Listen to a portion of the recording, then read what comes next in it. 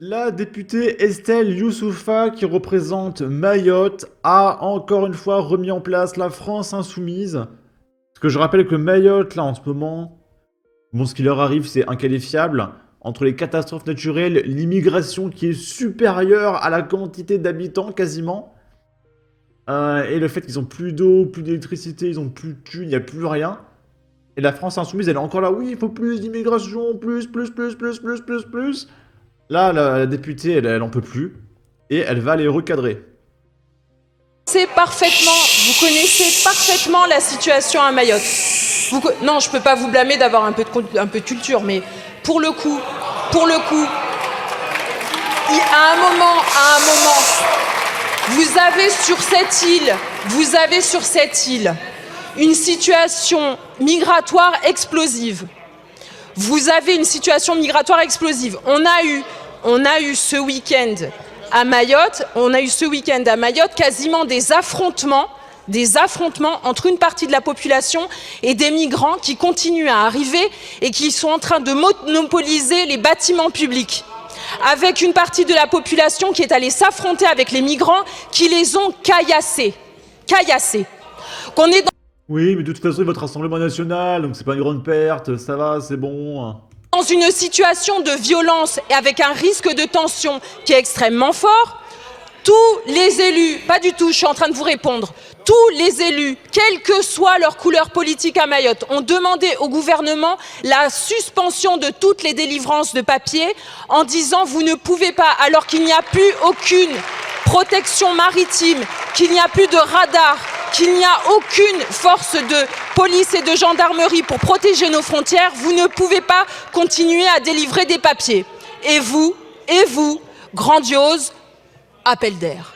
Faisons savoir dans la représentation nationale que c'est open bar et que comme ça, on continue les délivrances de papier et comme ça, on dit à Mayotte, vous êtes à genoux, vous n'avez plus de toit, vous n'avez pas d'hôpital, il n'y a plus rien qui fonctionne, mais il faut continuer à accueillir. Parce que cette île, c'est devenu un camp à ciel ouvert pour les étrangers, que vous ne voulez pas accueillir dans l'Hexagone, mais par contre, vous dites à Mayotte, où on n'a plus rien, continuons l'accueil. Donc là, évidemment, je vous dis avis défavorable, parce que ça va contre tous les principes. Y a pas la suite. Bon. Là, on va voir un petit peu du Sébastien Delogu.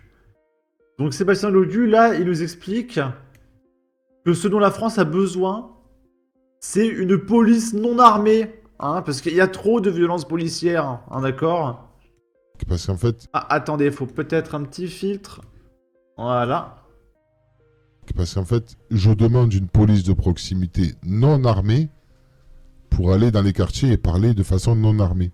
Mais c'est pas une police qui a, en fait, si tu veux, les mêmes droits, le même objectif. Oui.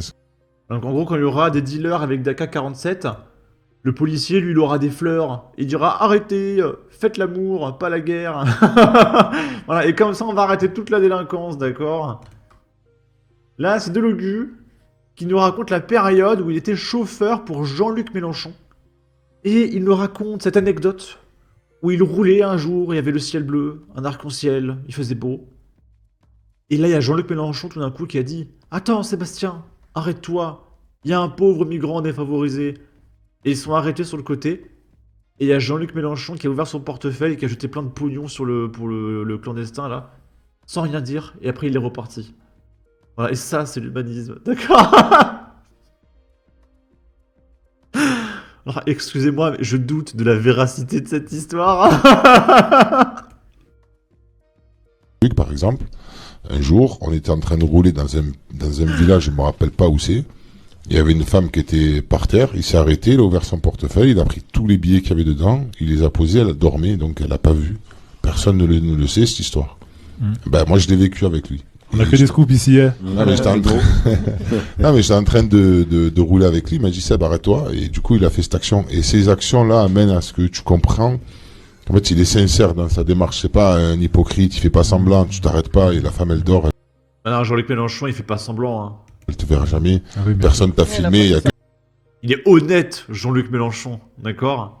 c'est sincère, quoi. il y a oui, que oui. moi et lui. Je suis soi-disant son chauffeur à cette époque-là. Donc du coup, ils vont pas. Comment ça, soi-disant, son chauffeur? Quel était ton travail, Sébastien Delogu? Te dire, il va pas aller le dire aux journalistes, etc. Et j'ai dit à personne. Voilà, vous le savez aujourd'hui. Voilà. Et Il a ils pas- le savent avec nous maintenant. Il a pas fait comme certains artistes qui se montrent dans les réseaux Ah sociaux. oui. Je sais pas. Et moi, une fois, je me baladais avec Marine Le Pen, et je l'ai vu devant un pauvre SDF défavorisé, et pareil, elle a balancé tout son pognon, et puis elle l'a dit à personne, et je vous jure que c'est vrai, d'accord? Wallah que c'est vrai. Ensuite, je crois que c'est encore Sébastien Delogu. Là, il nous dit: je n'ai pas fait d'études extraordinaires, c'était échec scolaire sur échec scolaire. J'étais plutôt le mec qui était derrière la classe, qui foutait le bordel et qui n'aimait pas les profs. Je fumais en bas du bloc, je rangeais les journaux pour acheter un rouge à lèvres à ma mère. À Consola. J'ai pas fait d'études extraordinaires parce qu'en fait j'ai à peu près le parcours de à peu près monsieur et madame tout le monde dans les quartiers, c'est-à-dire échec scolaire sur échec scolaire parce qu'enfermé dans une carte scolaire qui t'amène à rien de toute manière. Et j'étais plutôt le mec qui était derrière la classe, qui faisait un peu bordel et qui n'était pas spécialement aimé des profs comme toi. je connais- Mais si t'étais derrière la classe et que tu foutais le bordel, tu n'as pas fait comme tout le monde. Tu étais le mec derrière la classe, il n'y a que toi qui as échoué. Hein, les autres n'étaient pas derrière. Il y en a qu'un qui peut être derrière les autres. Hein. cette place. Ah, il commence. Et donc du coup, non, mais après du coup, je le regrette aujourd'hui. J'aurais préféré avoir des bagages, etc. Mais je les ai pas, et c'est pas grave, ça va pas m'empêcher d'avancer non plus. Bien sûr. Mais j'avais ce rejet de la société. J'ai grandi dans les quartiers comme ça. J'ai vécu pas mal dans la rue. Je voyais des gens. J'ai fait un peu tout en fait, tu vois. Genre, tu allais jouer au ballon dans les quartiers. Tu fumais en bas du bloc. Tu restais avec. Ouais, en fait, j'ai à peu près tout fait. Sauf, on va dire, s'occuper de soi par le biais de l'éducation. Excusez-moi, monsieur le professeur. Du coup, ça veut dire qu'il a dealé aussi. Ça fait 2 déjà. Je veux revenir au score, attention.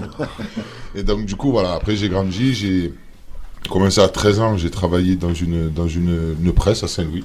J'ai D'accord. rangé les journaux avant d'aller au collège. Et puis après, j'allais les re-ranger. En fait, on les déballait le matin et j'allais les re-ranger le soir, Ok. etc. Bon, j'avais 13 ans, j'ai commencé comme ça, je voulais acheter un rouge à lèvres à ma mère, donc du coup... C'est louable, c'est beau. Ouais. C'est beau, hein. Il a fait un parcours extraordinaire, Sébastien Delogu. Hein. Ok. Là, c'est un mec qui se plaint et qui dit: l'assimilation c'est impossible, alors que regardez, l'assimilation c'est possible, d'accord? On est sur les 12. C'est les 12 coups de midi, je crois que ça s'appelle. C'est présenté par Jean-Luc Reichmann. Et il y a une question. Quelle expression retrouve-t-on cette année dans la bouche de nos charmants ados? Et il y a une réponse parmi d'autres qui est Starfoula. Et du coup, il y a le candidat qui va choisir Starfoula. Ça veut dire quoi, Starfoula? Ça vient de la langue arabe, il me semble. Starfoula, Starfoula. c'est dans la liste, oui. Oui, ça veut dire oh là là, ou alors ça par exemple. Oh, Starfoula. Starfoula. Vous voyez que l'assimilation c'est possible un petit peu, là, bande de fachos. Bon. Et on termine avec ça, on est dans l'Aisne. Il y a un mec qui a été surpris en train de pointer une gamine de 7 ans dans les toilettes d'un Auchan. Un événement tragique a bouleversé la ville de Fayet dans l'Aisne. Mercredi 8 janvier, un homme d'une quarantaine d'années a été interpellé en flagrant délit de pointage sur une gamine de 7 ans dans les toilettes d'un supermarché Auchan. Selon les informations de la gendarmerie de Saint-Quentin, l'agresseur présumé, un proche de la famille, a été immédiatement placé en garde à vue. Il a depuis été mis en examen et écroué. Une information judiciaire a été ouverte afin de faire toute la lumière sur ce drame. Ce terrible événement a suscité une vive émotion et une vague de condamnation. Les autorités locales appellent à la plus grande vigilance et rappellent l'importance de signaler tout comportement suspect. Sur ce, n'hésitez pas à donner votre avis, votre opinion, à partager, liker, commenter, ça aidera au référencement de la vidéo sur YouTube. Abonnez-vous, suivez-moi sur Twitter, prenez soin de vous, salut!